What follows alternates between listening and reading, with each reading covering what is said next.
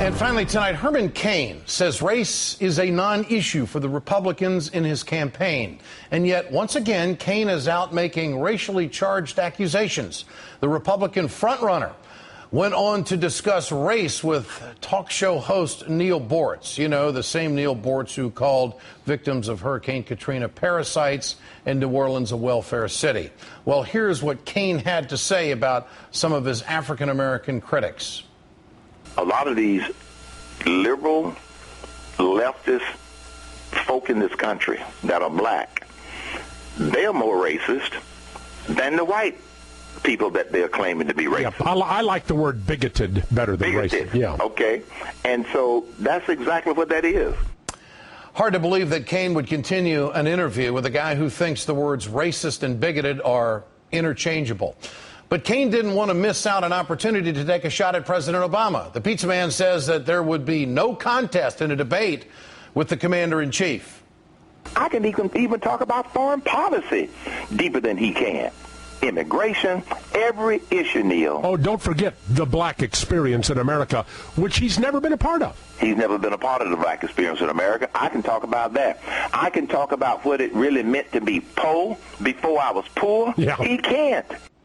Joining me now is MSNBC political analyst, professor of sociology at Georgetown University, and author of Can You Hear Me Now?, Michael Eric Dyson. Professor, good to have you with us tonight. Last time I checked, President Obama did not grow up wealthy. Am I missing something here? How is President Obama not a part of the black experience?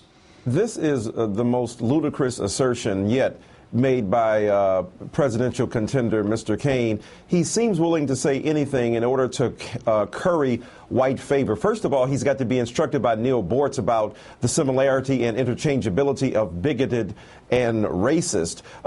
People have said that in order to be racist, you have to exercise power over a significant group of people that you demonize. And so now he's taking lessons in racism from Neil Boortz, but he's trying to say he's more intelligent than and informed than President Obama, and trying to suggest that Obama was not a son of a poor mother, that he was he lived in a single-parent household with his mother, that he was reared under obviously challenging conditions, and then, of course, having experience as a black man. Had Mr. Cain read his book, his autobiographical narrative talks about his experiences as a black man in America, and his refusal to, by the way, Ed, to look away from his black identity, but to fully embrace it. So I have no idea what Mr. Cain is speaking about. Well, it's interesting. The Washington Post is pointing out that the candidate Cain has brought up race more times than Barack Obama did as a candidate. Is there a strategy here, in your opinion, or is he just trying to convince Republicans of something?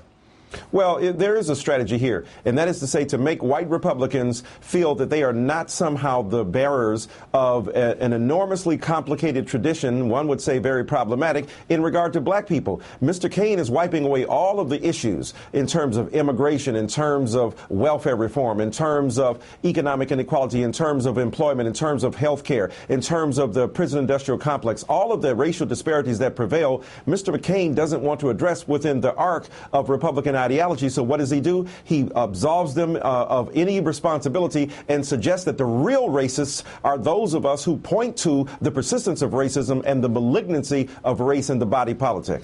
Is this a political ploy to get attention, or do you think he really believes this stuff? Because race is such a volatile talk issue in our culture. Anytime somebody brings it up, it is an attention grabber. He has garnished a great deal of publicity talking about race. Is it a political strategy for him as a candidate, in your opinion?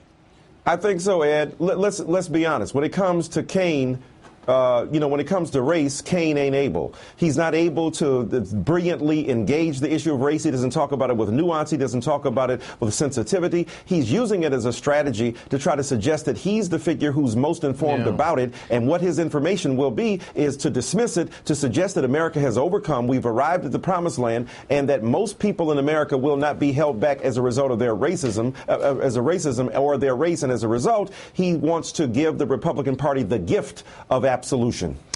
And in some polls, he's already the front runner. Michael Eric Dyson, thanks for your time, always.